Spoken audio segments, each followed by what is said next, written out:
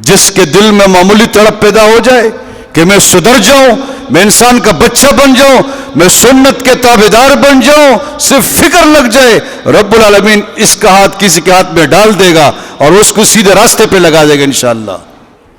کراچی میں بہت سارے علماء ہیں، اکابرین ہیں، بزرگان ہیں، شیوخ ہیں، اب ان کے ہاتھ میں اپنا ہاتھ دے دے۔ میں اس دن طلباء سے عرض کر رہا تھا کہ ہم لوگ صحبت کے قائل ہیں، صحبت کا اثر ہوتا ہے، ہم نیک کے ساتھ بیٹھیں گے انشاءاللہ نیک بنیں گے، بد کے ساتھ بیٹھیں گے خدا نخواستہ بد بنیں گے۔ تو اگر ہم نیک علماء کے پاس جائیں گے، بزرگان کے پاس جائیں گے، بیٹھیں گے، کیا خیال آپ کا ہم نیک نہیں بنیں گے؟ بنیں گے۔ احب الصالحین ولست منہم لعل اللہ یرزقنی صلاحا، کہتے میں نیک تو نہیں ہوں لیکن نیک لوگوں سے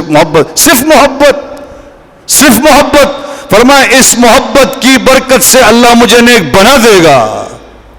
اور امام شافعی فرماتے ہیں احب الصالحین ولست منہم وارجو ان انال بہم شفاعہ، کہتے ہیں میں نیک نہیں ہوں، نیک لوگوں سے محبت کرتا ہوں اور اللہ ان کی برکت سے مجھے ان کی شفاعت نصیب فرمائے گا، یہ میرے حق میں سفارش کریں گے۔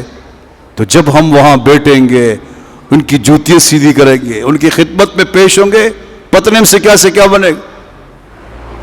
میرے بزرگ ہیں تصوف کی دنیا میں، حضرت مولانا شاہ محمد حکیم اختر صاحب رحمہ اللہ، وہ فرمایا کرتے تھے کہ صحبت کا اثر ہوتا ہے۔ فرمایا ڈیفریزر ہے، اس کا ڈکن کھولو، ہاتھ اند کرو، ہاتھ ٹھنڈا ہوگا۔ آگ لگی ہوئی، آپ اس کے اوپر ہاتھ کیوں رکھو، آپ کا ہاتھ گرم ہوگا۔ تو جب ڈیفریزر میں ہاتھ اندر کرنے سے ہاتھ ٹھنڈا ہوتا ہے، آگ پہ پکڑنے سے گرم ہوتا ہے، تو جس ولی کے سینے میں رب کی محبت کی چنگاریاں اڑ رہی ہے، اگر ہم اس دل کے پاس بیٹھ جائیں، ہمارے دل میں چنگاریاں کیوں نہیں آئی اللہ کی محبت کی؟ صحبت سالے ترا سالے کنات، صحبت تالے ترا تالے کنات، کہتے نیک آدمی کی صحبت تمہیں نیک بنا دے گی اور برے آدمی کی صحبت تمہیں برے بنا دے گی، یہ تو پکی بات ہے۔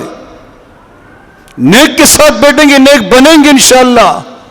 ابھی ہم نے ارادہ کیا، گھر سے نکلے انشاءاللہ العزیز رب قلم چلا دے گا انشاءاللہ۔ تو ایک آدمی اگر اپنے آپ کو اللہ کے ساتھ تعلق قائم کرانے کے لیے گھر سے نکلتے کسی ولی اللہ کے پاؤں کی خاک چھاننے کے لیے، میرا ضمیر کہتا ہے رب اس کو خالی دامن واپس نہیں بھیجے گا انشاءاللہ۔